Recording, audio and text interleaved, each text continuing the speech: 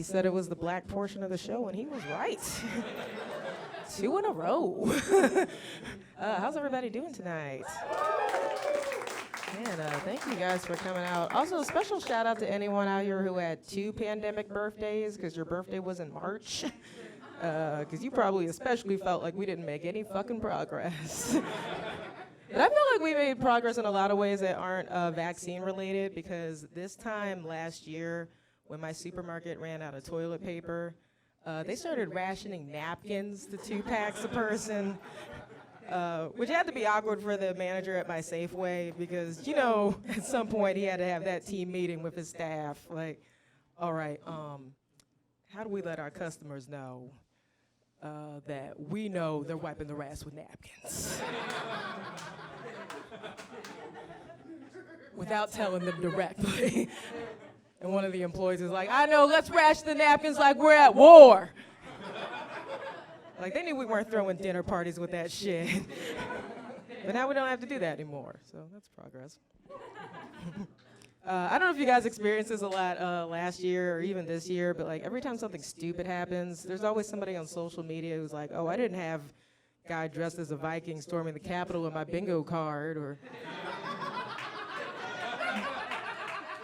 I didn't have fire in the ocean on my bingo card. And I don't think it's accurate to compare the events of a turbulent year to a bingo game, because bingo games actually end, right? Like, this shit just keeps going and going and going. Plus, when you win bingo, it's implied that there's a fun prize at the end of it waiting for you. Like I don't want the prize from the bingo game where the only reason I won is because I had the word sedition on my card. I don't want that prize. Because the prize is going to be something cool, like a stimulus check or a vaccine. Like, the person rolling the number is going to be like, congratulations, you just won a 4th season of Cobra Kai on Netflix because you still can't leave your fucking house.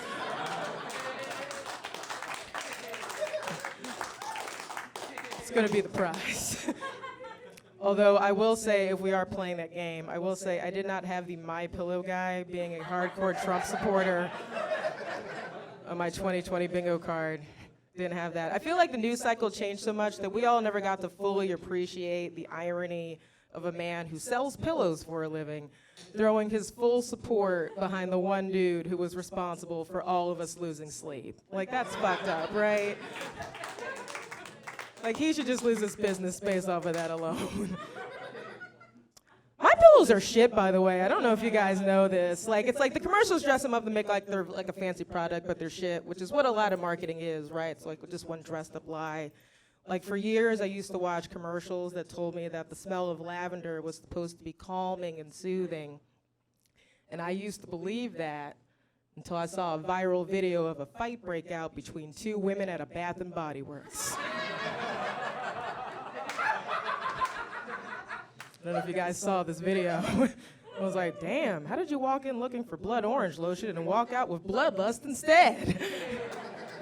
That's impressive. I don't really know how the fight started. I kind of just like imagine a woman just like walking in, like trying on lotion. Then when the sales associate asks her what she smells hints of, she goes, it smells like there's a bitch in here.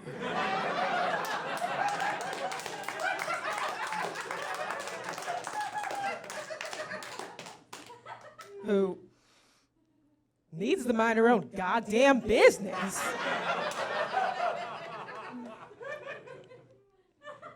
I think it's kind of daunting, the number of things that like Biden is going to have to remember to undo now that he's in office. Like, I feel like the first 3 years of his presidency are going to feel like when we leave the house for vacation and we freak out that we forgot to turn the stove off. But instead of a stove, Biden's just going to wake up in a cold sweat in 2024 and be like, shit, we forgot to undo the Space Force. Which, by the way, they've added the Space Force to the end of all the Navy Federal Credit Union commercials now. Have you guys seen this?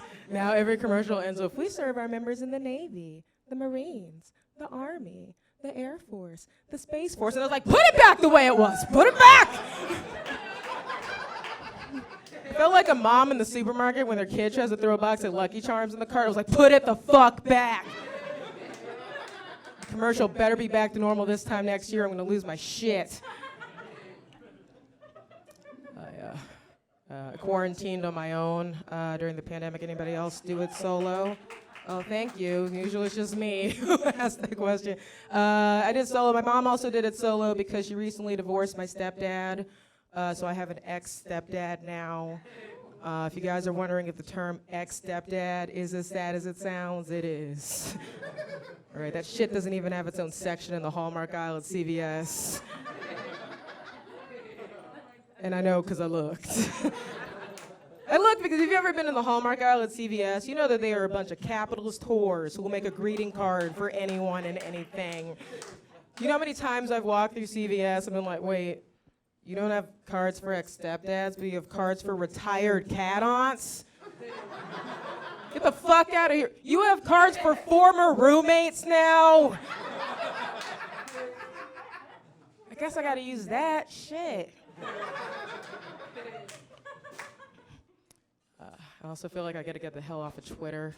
Not just because it's toxic, but because it's super corporate too. I was on Twitter the other day, and one of their promoted ads popped up in my feed, and it was for Lunchables. Yeah, and it said, check out the new Lunchables.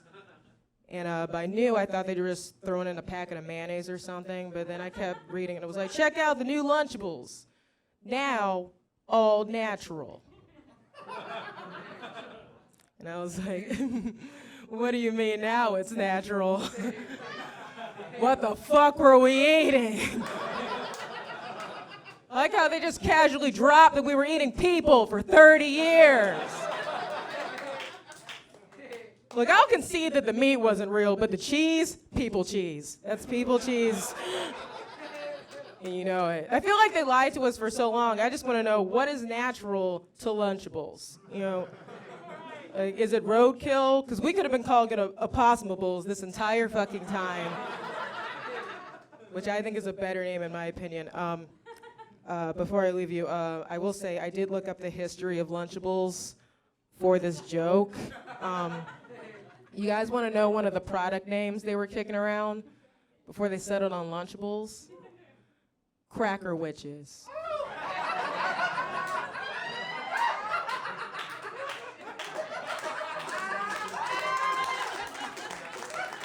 Yeah.